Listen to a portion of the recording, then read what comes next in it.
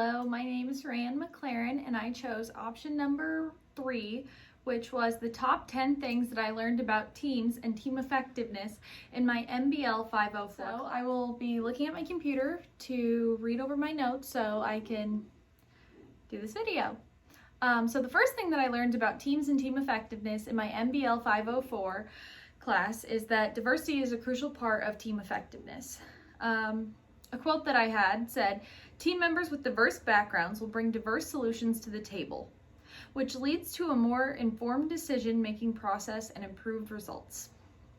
So diversity provides a team advantage by making the team more efficient. This is because they have different ideas, different backgrounds, and different levels of experience that will also give them different levels of creativity. And this makes them have a higher ability to solve problems due to different backgrounds. The second thing that I learned about teams and team effectiveness in my MBL 504 class is that another crucial aspect of team effectiveness is the organization's culture. The definition of culture, according to our text, is the unspoken, implicit aspects of a team that are not discussed in a formal fashion but nevertheless shape behavior. More so, team culture is how members of a team work together to complete a shared goal and how they treat each other through their own values, attitudes, and beliefs. So autonomy from an individual is a result of a good culture. Without having a positive culture, autonomy from individuals would not be as prevalent because they will need to feel that they have to constantly seek approval and permission to do basic jobs. The third thing that I learned about teams and team effectiveness in my MBL 504 class is one of the main reasons a team is not effective is due to representational gaps. According to our text, the definition of a representational gap is inconsistent views about the definition of the team, problem, or task such that members have a different mental model about the task. So an example of a representational gap is task disagreement. Task disagreement is a difference in the methods that are used to execute a goal. So two individuals on a team might have different ways of executing the end goal, and it would end up with the same result, but they see each other's way as doing it wrong. The fourth thing that I learned about team and team effectiveness in my MBL 504 class is that due to internet technologies like Zoom and Skype becoming more prevalent and more advanced, proper communication between teams can still remain effective, and it's still possible even in times when people can't meet face-to-face, like during the COVID-19 pandemic. So a quote that I have from Zoom collaboration is pretty much explaining how they've evolved and how teams can still communicate effectively even though they're completely separate with completely different devices. So the quote says, "Zoom collaboration is your one platform which makes business communications frictionless. It is a video-first unified communication platform allowing you to connect to your teams flexibly from any location and across many devices." Internet technologies like Zoom can help people talk face-to-face while still having distance between them. In regards to the pandemic, a lot of people are still working from home, but having the face-to-face conversations that they need to still be effective. The fifth thing that I learned about team and team effectiveness in my MBL 504 class is for teams to be effective, they should be created upon the strengths of their members. Also, when a team is formed, the leader from the beginning should focus on things such as team bonding, explain their leader expectations, and focus on the individual member role explanation so people know why each other is important. So a quote that I found said, "Another benefit of having a simple plan is that it creates a shared goal that will offset the tendency of people to identify themselves as smaller groups. Think of a football team, for example. There are many tribes within a team: offense and defense, linemen and receivers, running backs, and defensive backs.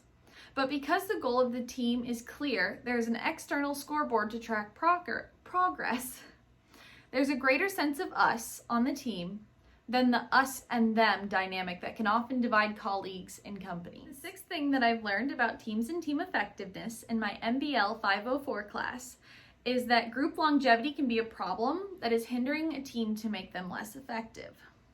What I mean by this is the longer a group is together, they probably experience things such as routinization. It hinders the ability of the team to be adaptive under circumstances such as having a competitive edge. So the quote that I found said, "Task routinization can impede employees' creativity because it restricts their behavior in a familiar setting.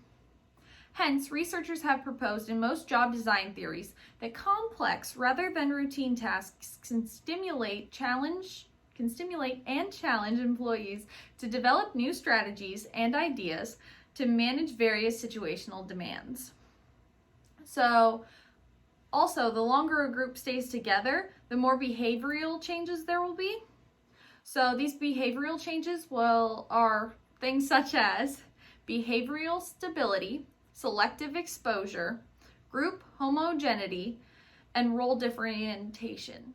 The seventh thing that I learned about teams and team effectiveness in my MBL 504 class is that although there might be incentives for an individual or a team to perform greatly at a task, they may still choke under pressure.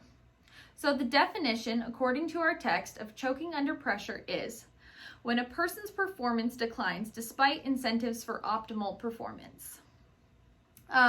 This is one of the main reasons that someone who would usually perform well in a normal setting when nothing is at stake would theoretically do worse than they would due to increased stress.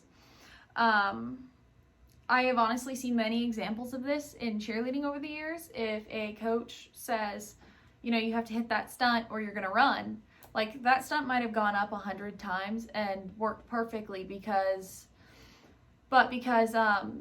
they said that you were going to run, that stunt will not hit. And honestly, it's just choking under pressure.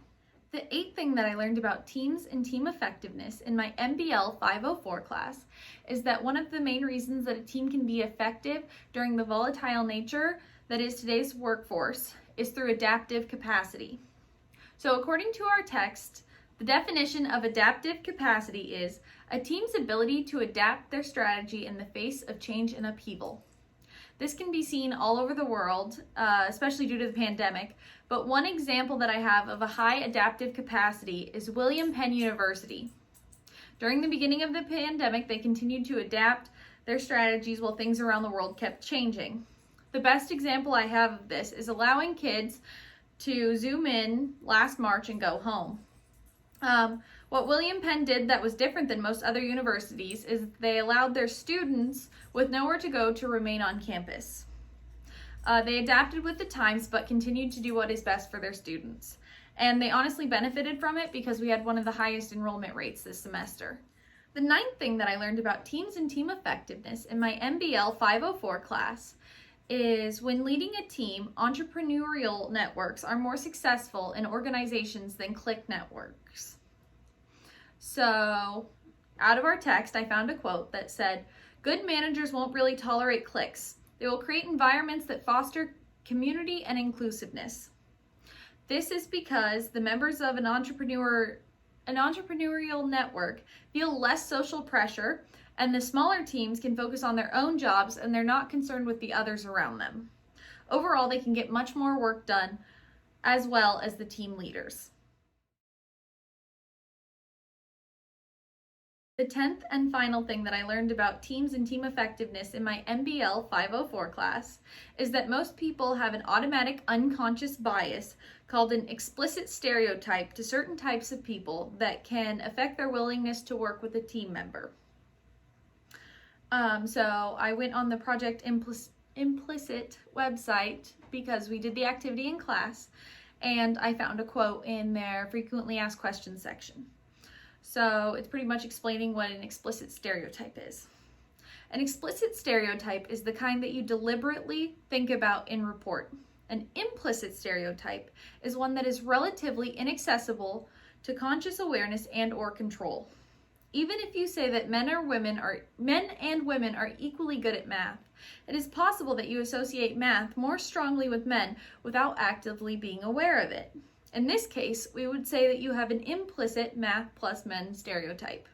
So it's pretty much just explaining what it is and how it works. Overall, I have learned many things in this class that I can take away and take to my future job. Obviously, I have said many times in a lot of my discussion posts and topic reviews that I would like to be a CEO someday, maybe, hopefully. We're a long ways away from that, but I think that there were a lot of things that I could take away from this class that teach me how to be a good leader, but also teach me how to be a team member at the same time.